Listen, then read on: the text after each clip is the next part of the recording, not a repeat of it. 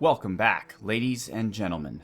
I'm Marcus Aurelius, and this is Total War Attila, the Eastern Roman Empire, and History.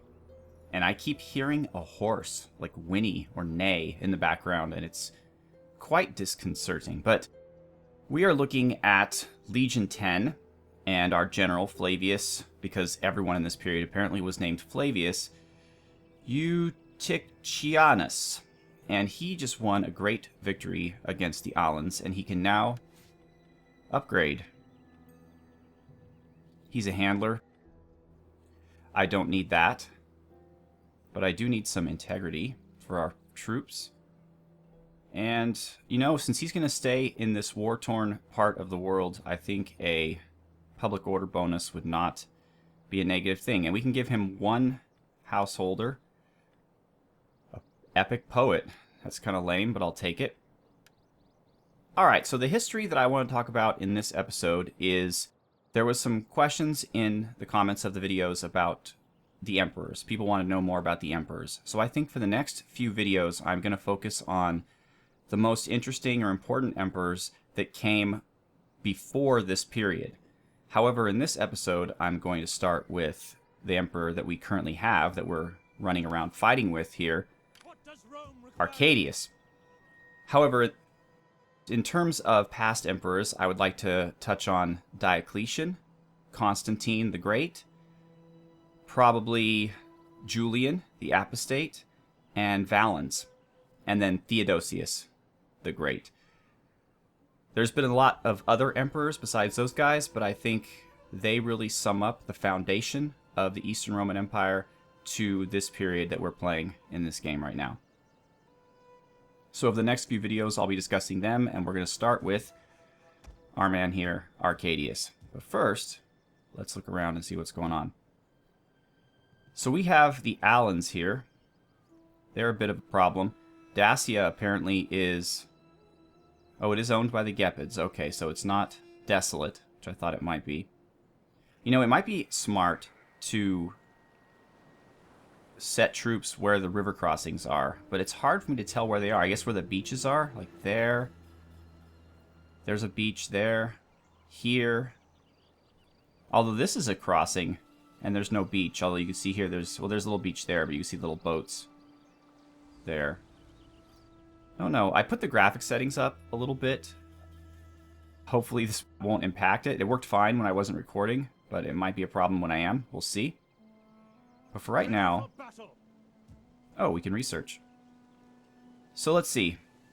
Payment in kind will improve the integrity of all of our forces by 1, plus by having this whole box, we'll get integrity plus 2 of all forces. So I think that's a good idea, and we'll do that in 3 turns.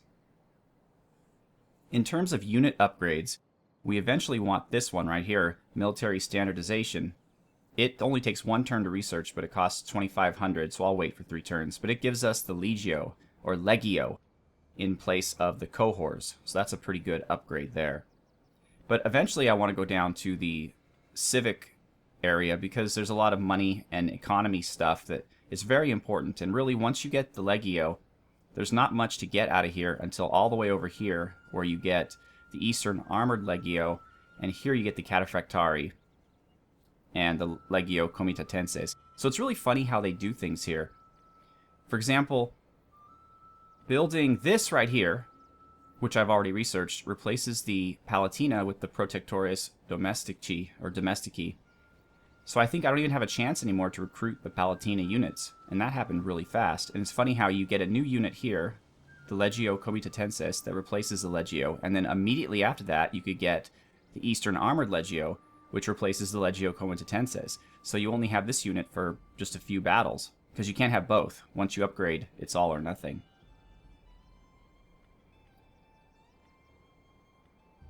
It's going to take us a long time before we get... Oh yes, the Tagmata Cavalry is the last research, so it's going to be a while before we get that. Okay. This guy is pretty beat up here. Emperor, you can get kind of close. Oh, you won't let us enter his sphere of influence. I see. They're also apparently afflicted with the consumption. We hunger for battle. Let's just do this. Victory for Rome! I will journey to the ends of the world for Rome. Okay. Oh, that's not really what I wanted to do. Because the Emperor apparently can't help, and I thought he could. But this guy's going to be nothing but trouble if we let him alone, so let's just continue.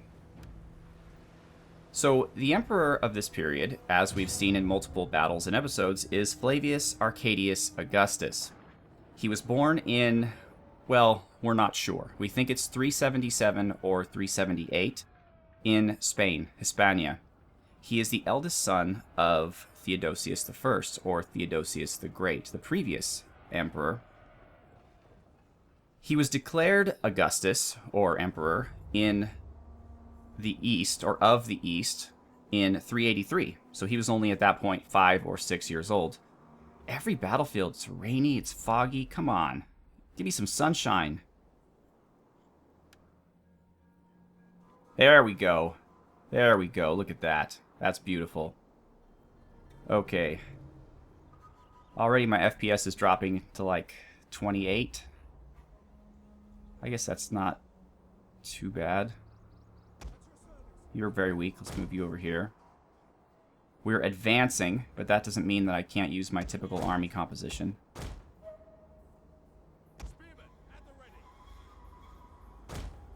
Okay.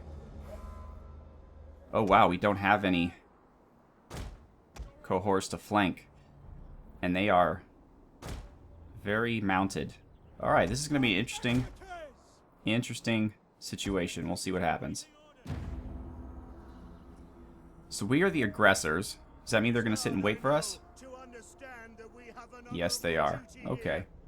It is not just to kill those unwashed fools, although that is a worthy thing. No, we come to... Alright, let's advance. So, Arcadius was about 17 or 18 years old when his father Theodosius died in 395, which coincidentally is right when this game starts, and they list him as being 17. So, that would imply that they think he was born in 378. And immediately, the first thing that Arcadius had to deal with was the Visigoths rampaging through his territory.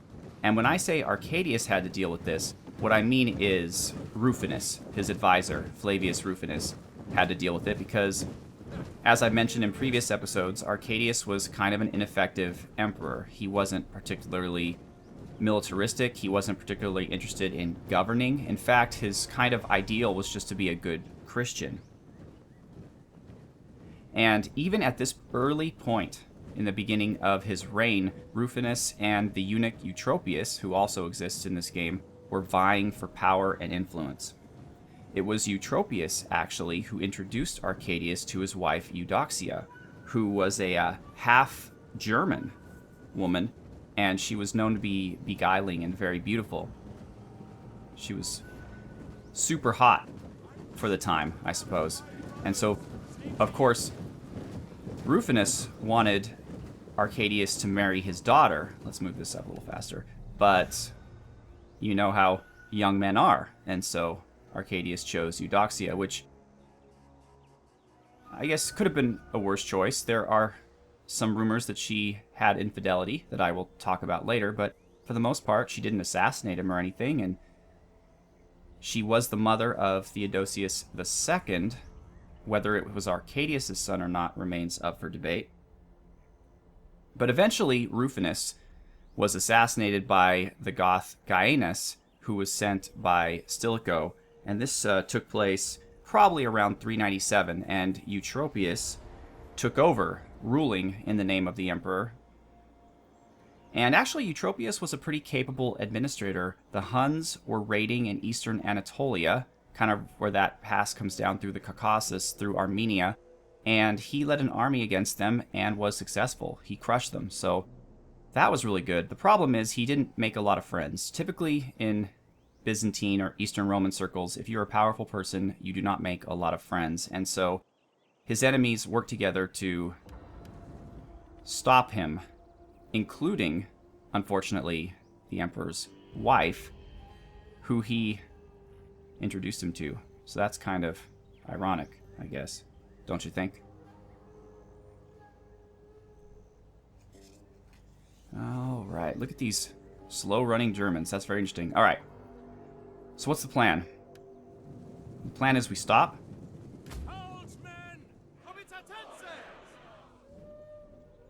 Okay. Okay, they're in range. Excellent. So let's say hello. We have mounted warband, Sarmatian cataphracts. Those are troublesome.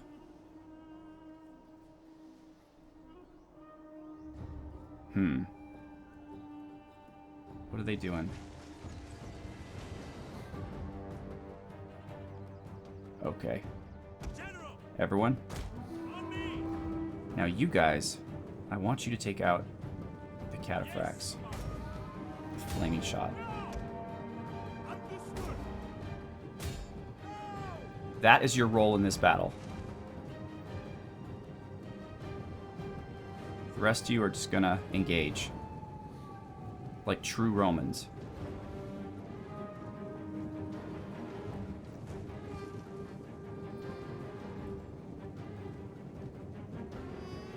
So at this point, the Empire was pretty much completely controlled by Germanic and Gothic barbarians. You had Alaric, who was the Magister Militum for Illyricum, right? You had this guy named Fravida, who was a Goth, and he was the Magister Militum for the East. And then you had this guy Gaienus, who just came back from the combined armies of East and West under Stilicho. And Gaienus was sent to quell some rebels in Anatolia. They were actually Visigothic rebels, or Ostrogothic rebels, I'm sorry, that were settled there, who were rising up. And rather than stop them, he actually joined them and decided that he wanted to lead them. So he marched with them to Constantinople and had a meeting with Arcadius and basically said, "Look now, kid, I'm running things." And that's kind of what happened. He had Eutropius executed, and he basically was running the Eastern Roman Empire. Now, Arcadius was still the emperor. He didn't depose him. Obviously, these barbarians did have respect for the office of the empire. They knew that the people would never accept a Germanic leader or emperor, so they kept the emperors. They found it was more politically feasible to keep them as puppets. So around this time, a gentleman by the name of John Chrysostom, which means golden mouth, came to prominence. He was the patriarch of Constantinople. And the people of Constantinople were very unhappy with the barbarians in general. And Gaienus asked the emperor to allow them to have one church dedicated to Arianism, which is the religion they had, in the capital. Okay, let's go back to these guys.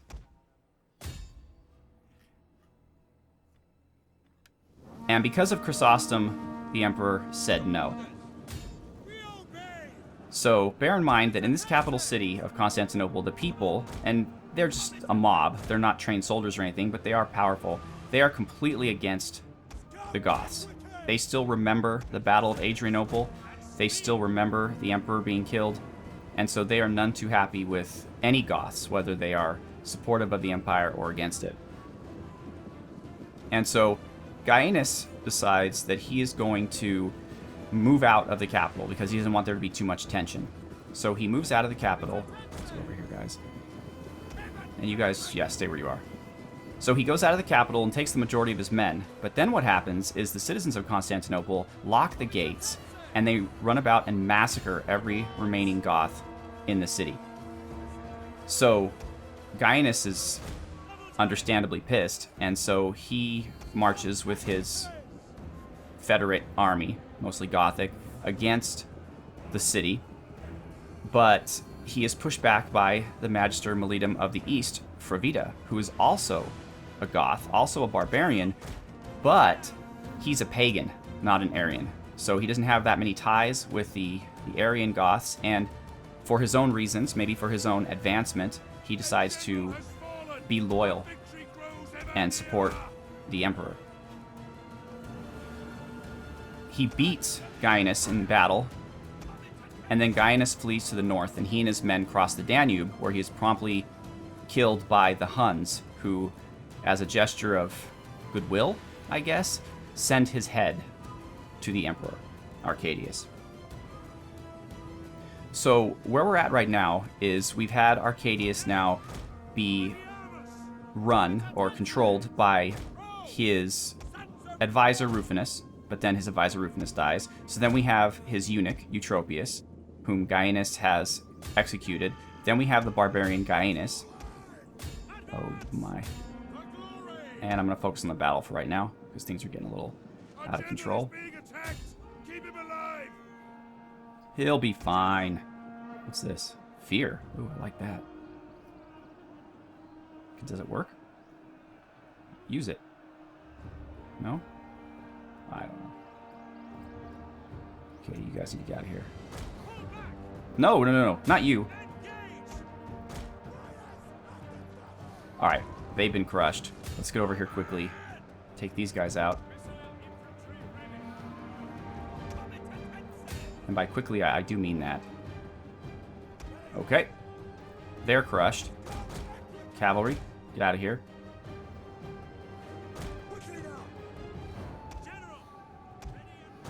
Take out these cavalry.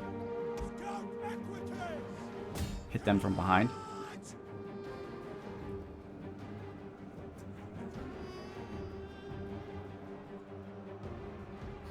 Okay, that should be successful. Now our general, however, is surrounded, but we've got this cavalry to run. Taking out the general really has hurt their morale. They're running. So now we just have to go after their ranged troops, and we're done.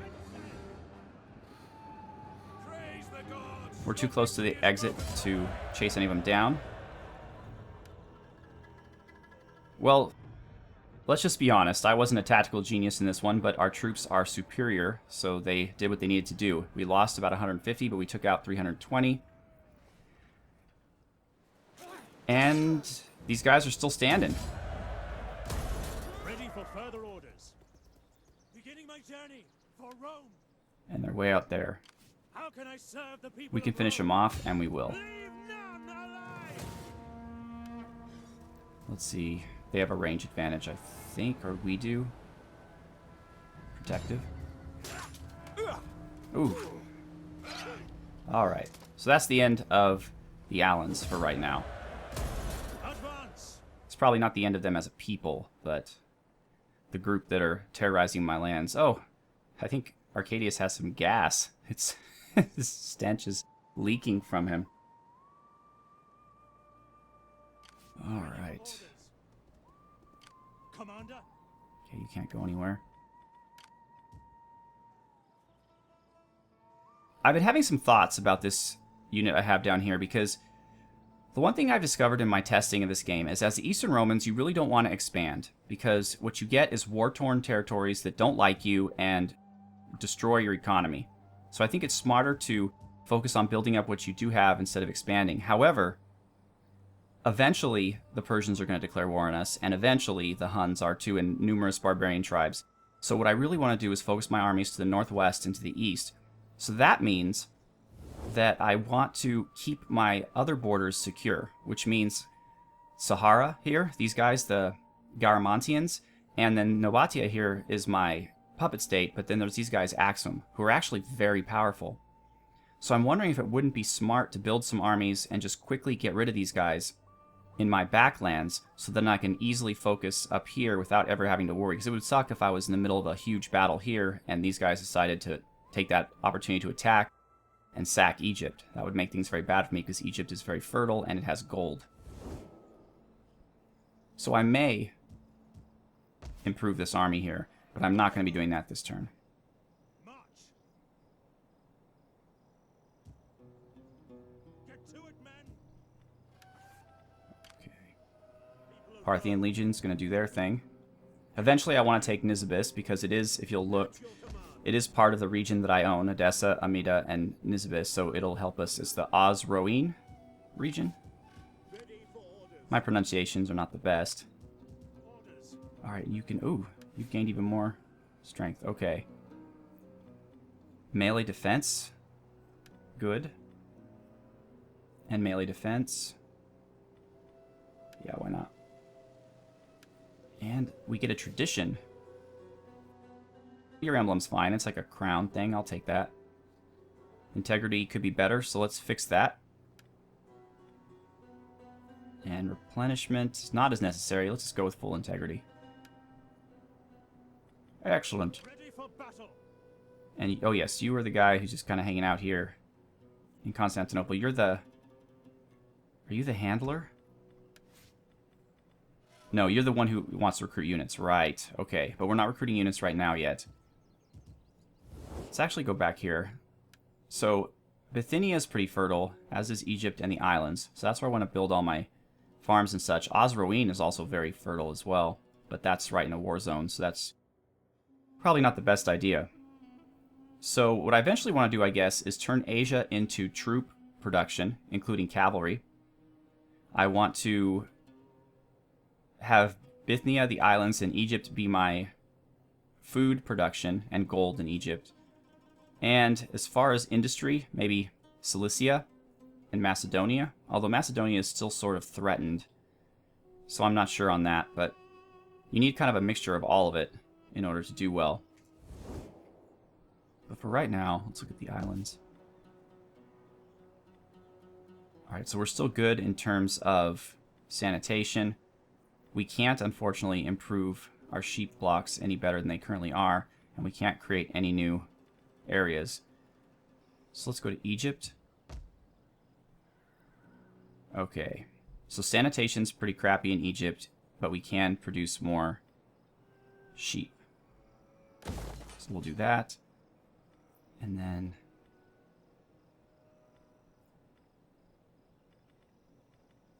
do I want to go for sanitation, or do I want to upgrade the church? I don't really want a rally field here. We're not going to be recruiting many troops. But we'll go with sanitation for right now. Okay. And where's the gold building? I guess there isn't one yet.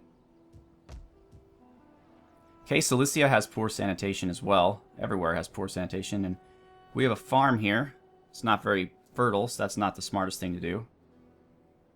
Let's get some sanitation here too. And we're not going to upgrade the farm, but maybe... Let's do wheat up here in Bithynia.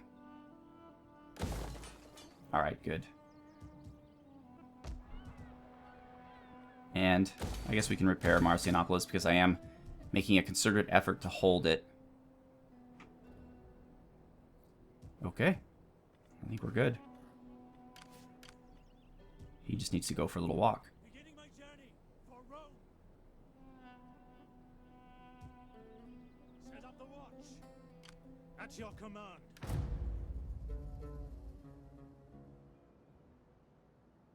How far did I get? I got to, okay, so Eutropius was killed, and then Gaius was kind of ruling, and then he was taken out by Fravida.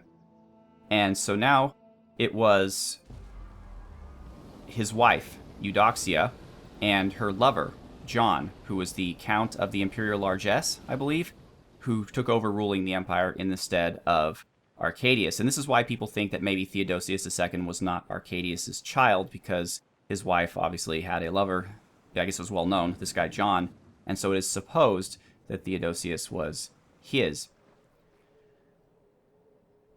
And that's sad, but I guess it is what it is.